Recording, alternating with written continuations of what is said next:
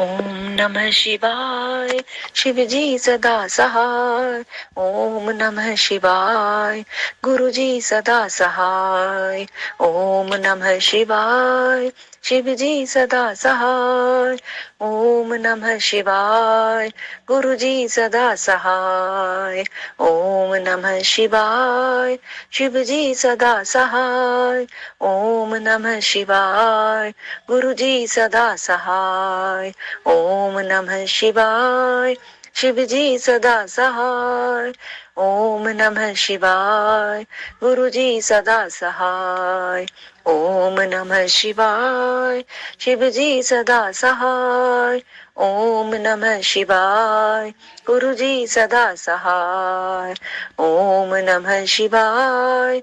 शिवजी सदा सहाय। ओम नमः शिवाय। गुरुजी सदा सहाय। ओम नमः शिवाय। शिवजी सदा सहाय। ओम नमः शिवाय। गुरुजी सदा सहाय। जय गुरुजी। शुक्राना गुरुजी। अनंतम अनंतम शुक्राना गुरुजी।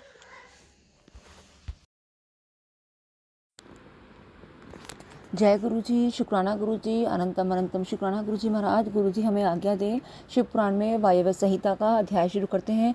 ध्यान और उसकी महिमा, योग धर्म तथा शिव योगी का महत्व, शिव भक्त या शिव के लिए प्राण देने अथवा शिव क्षेत्र में मरण के तत्काल मोक्ष लाभ का कथन। मंत्र जाप करते हैं। ओम नमः शिवाय। शिव जी सदा सहाय। ओम नमः शिवाय। गुरु जी सदा सहाय। जय गुरु जी।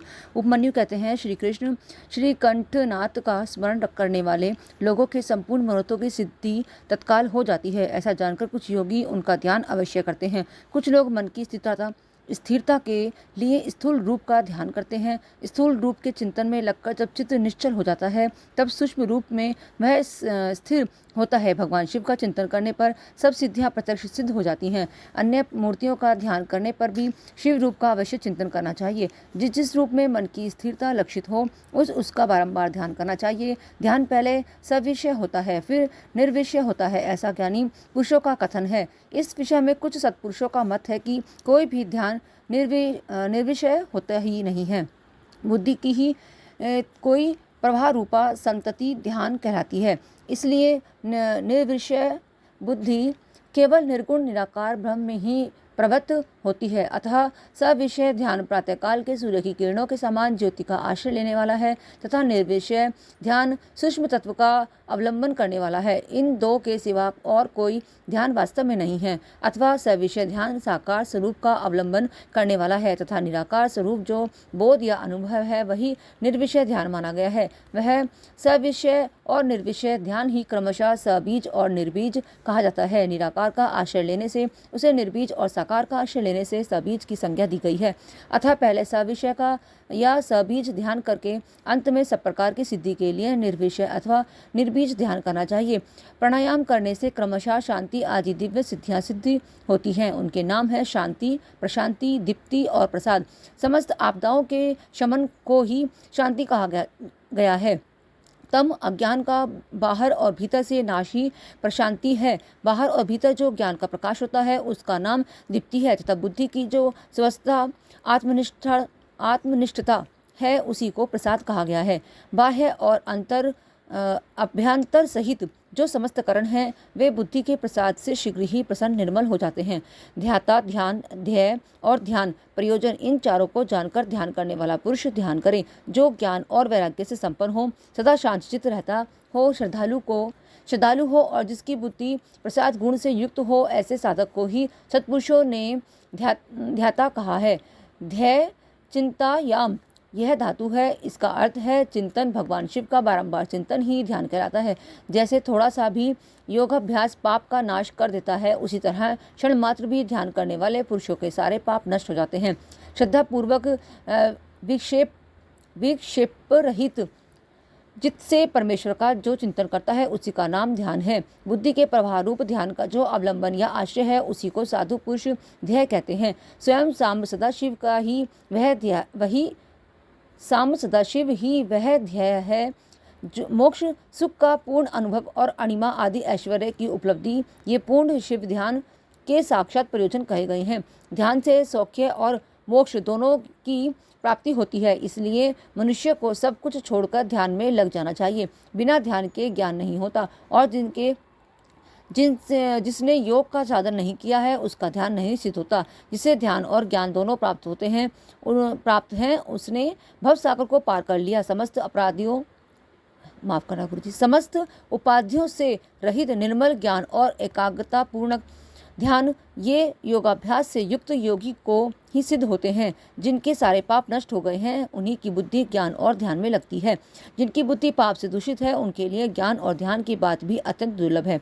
जैसे प्रज्वलित हुई आग सूखी और गीली लकड़ियों को भी जला देती है, उसी प्रकार ध्यान अग्नि शुभ और अशुभ कर्मों को भी क्षण भर में दग्ध कर देती है। जैसे बहुत छोटा दीपक भी महान अंधकार का नाश कर देता है, इसी तरह थोड़ा सा योगाभ्यास भी महान पाप का विनाश कर डालता है।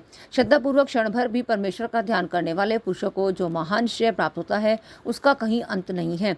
ध्यान के समान कोई तीर्थ नहीं है, ध्यान के समान कोई तप नहीं है और ध्यान के समान कोई यज्ञ नहीं है। इसलिए ध्यान अवश्य करें। अपने आत्म एवं परमात्मा का बोध प्राप्त करने के लिए योगीजन केवल जल से भरे हुए तीर्थों को और पत्थर एवं मिट्टी की बनी हुई देव मूर्तियों का आश्रय नहीं लेते। वे आत्मतीर्थ में अवगाहन करते हुए और आत्मदेव के भी भजन में लगे रहते हैं। जैसे अयोगी पुरुषों को मिट्टी और काठ आदि की बनी हुई स्थूल मूर्तियों का प्रत्यक्ष होता है, उसी तरह योगी को ईश्वर के सूक्ष्म स्वरूप का प्रत्यक्ष दर्शन होता है।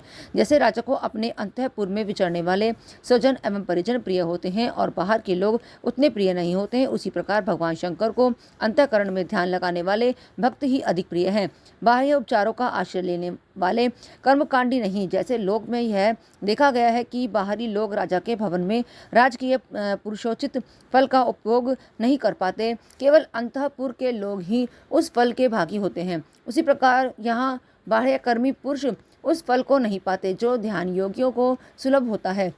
ज्ञान योग की साधना के लिए उद्यत हुआ पुरुष यदि बीच में ही मर जाए तो भी वह योग के लिए उद्योग करने मात्र से रुद्रलोक में जाएगा। वहाँ दिव्य सुख का उपभोग करके वह फिर योगियों के कुल में जन्म लेगा और पुनः ज्ञान योग को पाकर संसार सागर को लांघ जाएगा। योग का जिज्ञासु पुरुष भी जिस गति को पाता है उसे यज्ञ करता संपूर्ण महायोगों का अनुष्ठान करके भी नहीं पाता। करोड़ों वेद वेदांतों की पूजा करने से जो फल मिलता है वह एक शिवयोगी को भिक्षा देने मात्र से प्राप्त हो जाता है। यज्ञ, अग्निहोत्र, दान, तीर्थ सेवन और होम, इन सभी पुण्य कर्मों के अनुष्ठान से जो फल मिलता है वह सारा फल शिव योगियों को अन्न देने मात्र से प्राप्त हो जाता है। जो मूढ़ मानव शिव योगियों की निंदा करते हैं वे श्रोताओं सहित नरक में पड़ते हैं और प्रलय काल तक वहीं रहते हैं। श्रोता के होने पर ही कोई शिव योगियों की निंदा का वक्ता हो सकता है। इसलिए महापुरुषों के मत में उस निंदा को सुनने वाला भी महान पापी और दंडनीय है। जो लोग सदा भक्ति भाव से शिव योगियों की सेवा करते हैं वे महान भोग पाते और अंत में शिव योग की भी उपलब्धि कर लेते हैं। इसलिए भोगार्थी मनुष्य को चाहिए कि वह रहने को स्थान, खान पान, शैया तथा ओढ़ने बिछाने की सामग्री आदि देकर सदा शिव योगियों का सत्कार करें। योग धर्म संसार अंतः अत्यंत प्रबल है, अतः पाप रूपी मुद्गरों से उसका भेदन नहीं हो सकता। योग धर्म और पाप मुद्गर में उतना ही अंतर समझना चाहिए जितना वज्र और तंदुल में। अतः योगीजन पापों और ताप समूहों से उसी तरह लिप्त नहीं होते जैसे कमल का पत्ता पानी से। शिव योग परायण मुनि जिस देश में नित्य निवास करता है वह देश भी पवित्र हो जाता है। फिर उसकी पवित्रता के विषय में तो कहना ही क्या। अतः चतुर एवं विद्वान पुरुष सब कृत्यों को छोड़कर संपूर्ण दुखों से छुटकारा पाने के लिए शिव योग का अभ्यास करता रहे। जिसका योग फल सिद्ध हो गया है वह योगी अत्यष्ट भोगों को भोग कर समस्त लोगों की ही हित कामनाओं से संसार में विचरे अथवा अपने स्थान पर ही रहे या विषय सुख को अत्यंत तुच्छ समझकर छोड़ दे और वैराग्य योग से स्वेच्छापूर्वक कर्मों का परित्याग कर दे। जो मनुष्य बहुत से अरिष्ट देखकर अपनी मृत्यु को निकट जान ले उसे योगानुष्ठान में संलग्न हो शिव क्षेत्र का आश्रय लेना चाहिए। वह मनुष्य यदि दृढ़चित्त होकर वहीं निवास करता है तो यो रोग आदि के बिना भी स्वयं ही प्राणों का परित्याग कर सकता है। अनशन करके शिव अग्नि में शरीर की आहुति देकर अथवा शिव तीर्थों में अवगाहन करते हुए अपने शरीर को उन्हीं के जल में डालकर शिव शास्त्रोक्त विधि से जो अपने प्राणों का त्याग करता है वह तत्काल पुरुष मुक्त हो जाता है। इसमें अन्यथा विचार करने की आवश्यकता नहीं है। अथवा जो रोग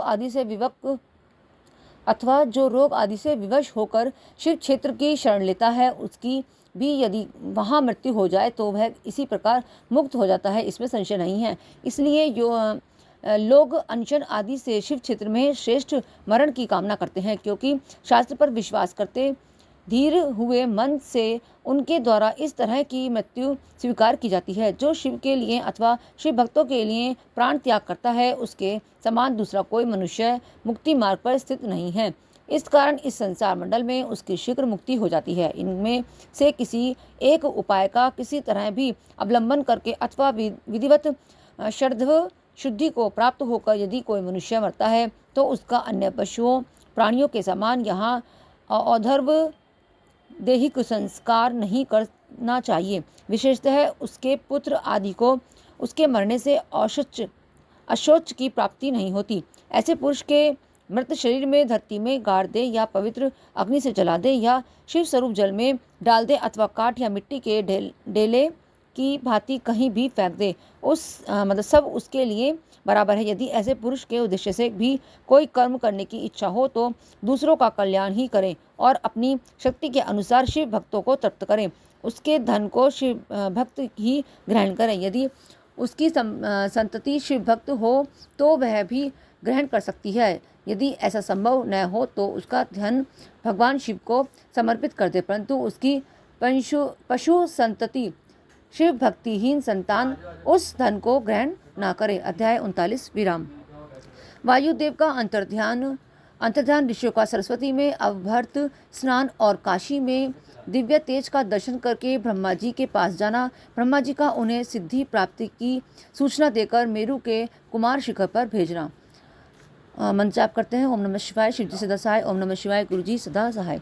सूजी कहते हैं, इस प्रकार क्रोध को जीतने वाले उपमन्यु से यदु कुल नंदन श्री कृष्ण ने जो ज्ञान योग प्राप्त किया था, उसका प्रणत भाव से बैठे हुए उन मुनियों को उपदेश देकर आत्मदर्शी वायुदेव सायकाल आकाश में अंतर्ध्यान हो गए। तदंतर प्रातःकाल नैमिषारण्य के समस्त तपस्वी मुनि सत्र के अंत में अवभर्त स्नान करने को उद्यत हुए। उस समय ब्रह्मा जी के आदेश से साक्षात सरस्वती देवी स्वादिष्ट जल से भरी हुई स्वच्छ सुंदर नदी के रूप में वहां बहने लगी। सरस्वती नदी को उपस्थित देख मुनि मन ही मन बड़े प्रसन्न हुए। उन्होंने सत्र समाप्त करके उसमें अवगाहन स्नान आरंभ किया। उस नदी के मंगलमय जल से देवता आदि का तर्पण करके पूर्व वृत्तांत का स्मरण करते हुए वे सबके सब वाराणसीपुरी की ओर चल दिए। उस समय हिमालय के चरणों से निकलकर दक्षिण की ओर बहने वाली भागीरथी का दर्शन करके उन ऋषियों ने उसमें स्नान किया और भागीरथी के ही किनारे का मार्ग पकड़कर वे आगे बढ़े।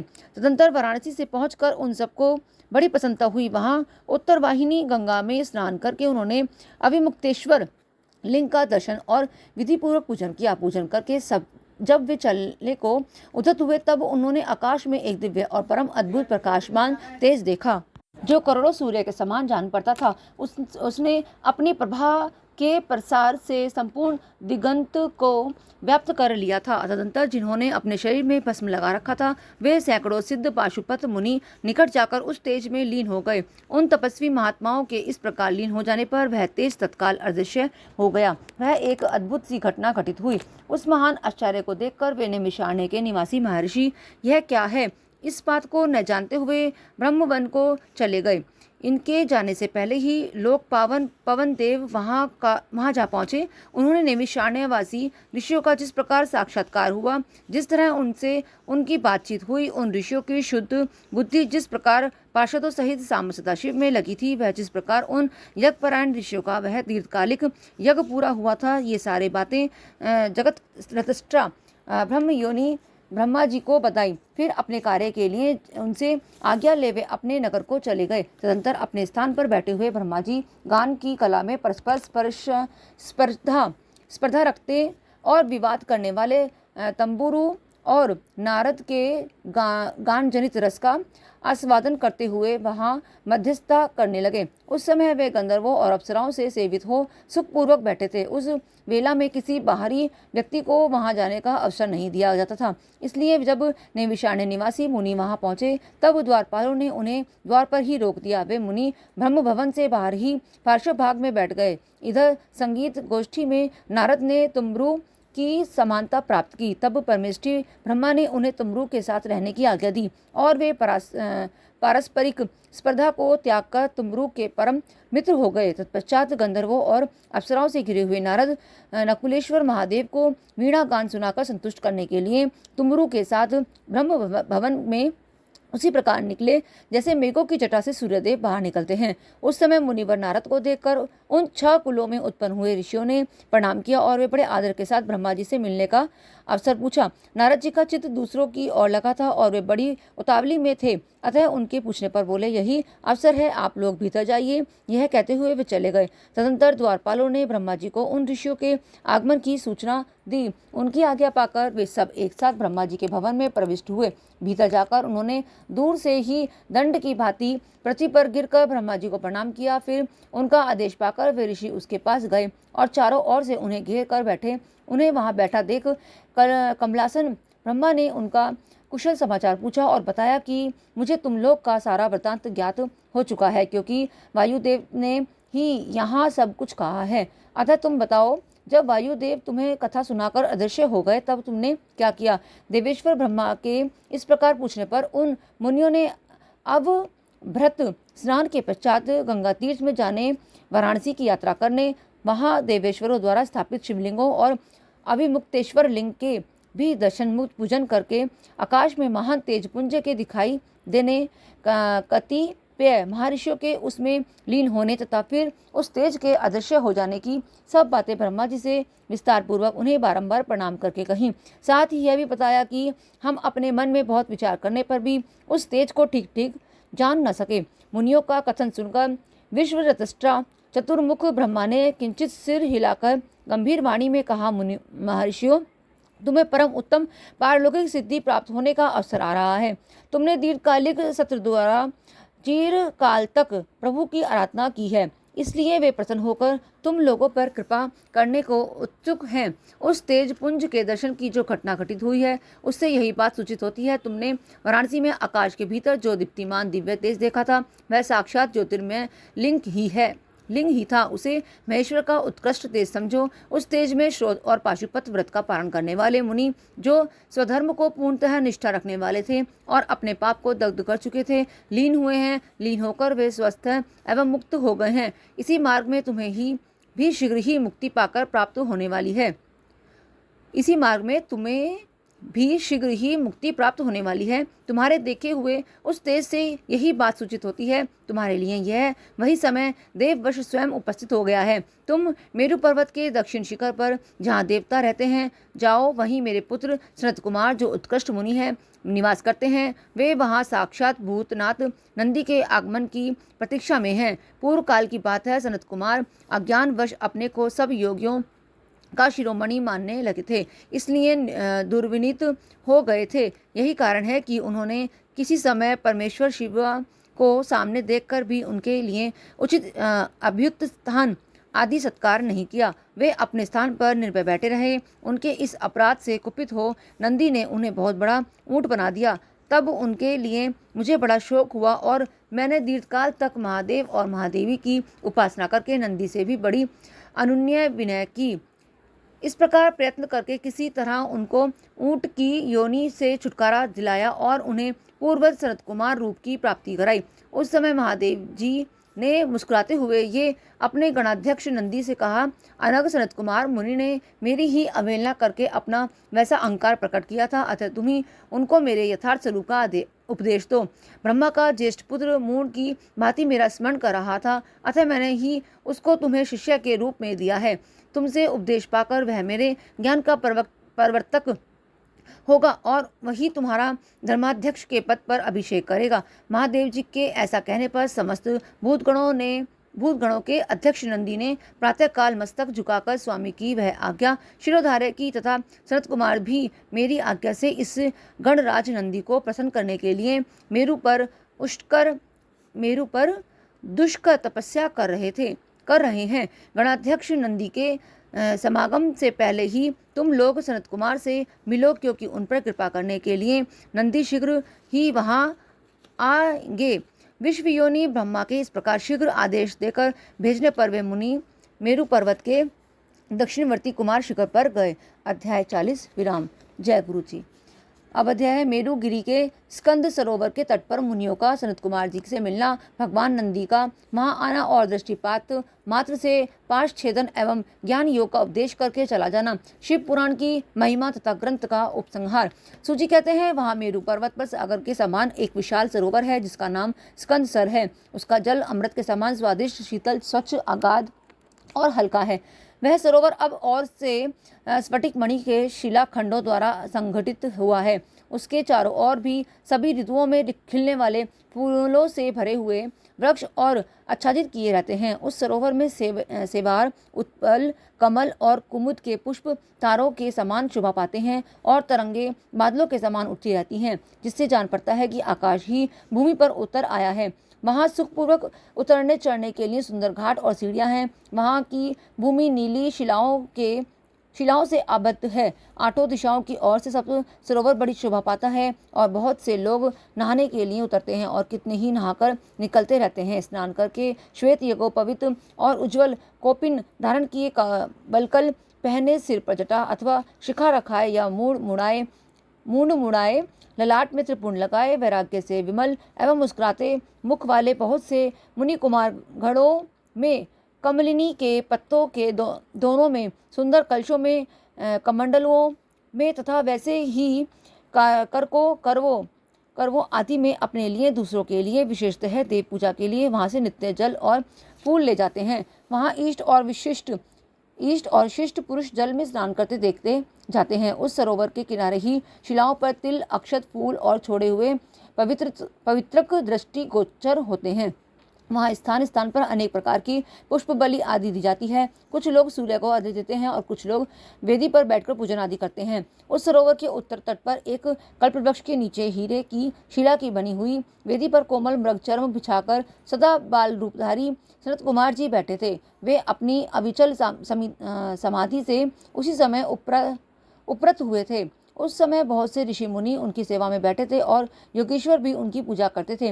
नैमिषारण्य के मुनि ने वहां सनत कुमार जी का दर्शन किया, उनके चरणों में मस्तक झुकाया और उनके आसपास बैठ गए। सनत कुमार जी के पूछने पर उन ऋषियों ने उनसे ज्यों ही अपने आगमन का कारण बताया आरंभ किया, त्यों ही आकाश में दुदुम्बियों का तुमुल नाद सुनाई दिया। उसी समय सूर्य के समान तेजस्वी एक विमान दृष्टिगोचर हुआ, जो असंख्य गणेशों द्वारा चारों ओर से घिरा हुआ था। उसमें अप्सराएं तथा रुद्र कन्याएं भी थीं। वहाँ मृदंग, ढोल और वीणा की ध्वनि गूंज रहती थी। वह विमान में विचित्र रत्न जटित चंदोवा तन था और मोतियों की लड़ियां उसकी शोभा बढ़ा रही थी। बहुत से मुनि, सिद्ध, गंधर्व, यक्ष, चारण और किन्नर नाचते गाते और बाजे बजाते हुए उस विमान की सब ओर से घेर कर चल रहे थे।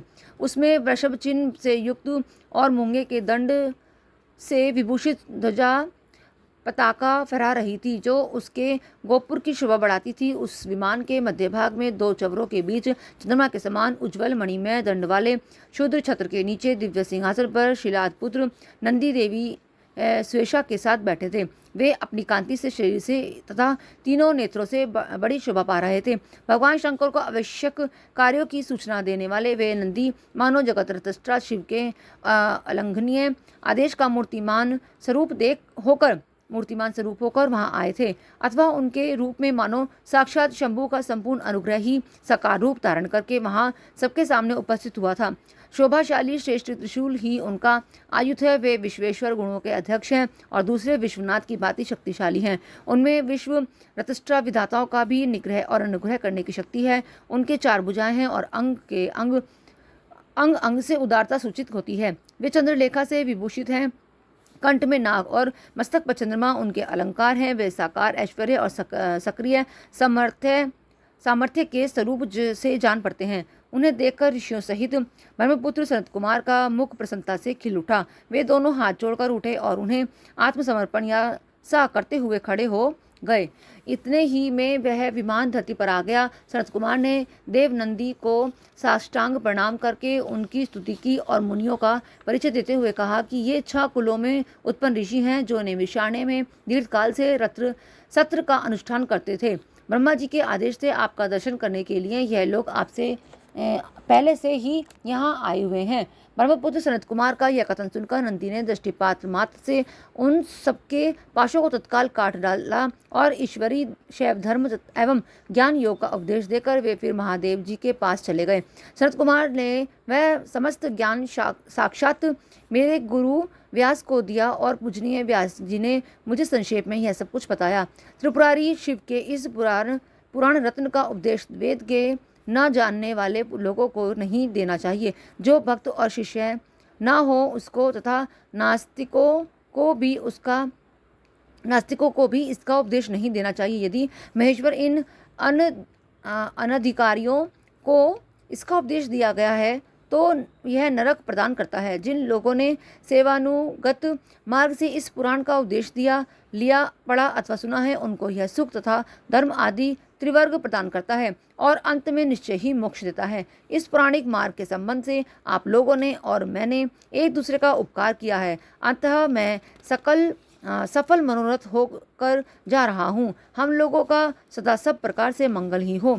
सूत जी ने आशीर्वाद देकर चले जाने और प्रयाग में उस महायज्ञ के पूर्ण हो जाने पर वे सदाचारी मुनि विषय कलुषित कलिकाल के आने से काशी के आसपास निवास करने लगे। तदंतर पशु पाश से छूटने की इच्छा से उन सब ने पूर्णतः पाशुपत व्रत का अनुष्ठान किया और संपूर्ण बोध एवं समाधि पर अधिकार करके वे अनिंद महर्षि परमानंद को प्राप्त हो गए। व्यास उवाच है एतच्छिव पुराणम हि समाप्तम हित मादरात् पठितव्यं प्रयत्नेन श्रोतव्यं च तथैव हि नास्तिकाय न वक्तव्यशं श्रद्धाय शठाय च अभक्त्याय महेशस्य तथा धर्मध्वजाय च एतच्छ्रुत्वा होएकवारं भवेत् पापं हि भस्मसात् अभक्तो भक्ति माप्नोति भक्तो भक्ति समृद्धि भाग पुनः श्रुते च सद्भक्तिर्मुक्ति है स्याच्च श्रुते पुनः तस्मात् पुनश्चैव श्रोतव्यं हि मुमुक्षुभ्यः पच्चावृत्तिः प्रकृत्या पुराणस्य सिद्ध्या परम फलं समुद्दिश्य तत् प्राप्नोति न संशयः।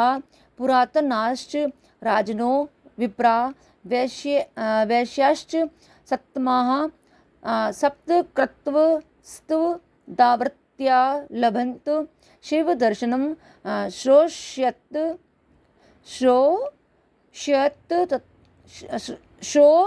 श्रोष्यत्थापि यश्चेदं मानवो भक्ति तत्परः इह भुक्त्वाखिलान् भोगानन्ते मुक्तिं लभेश्च सः एतच्छिव पुराणं हि शिव्यस्यातिप्रियं परं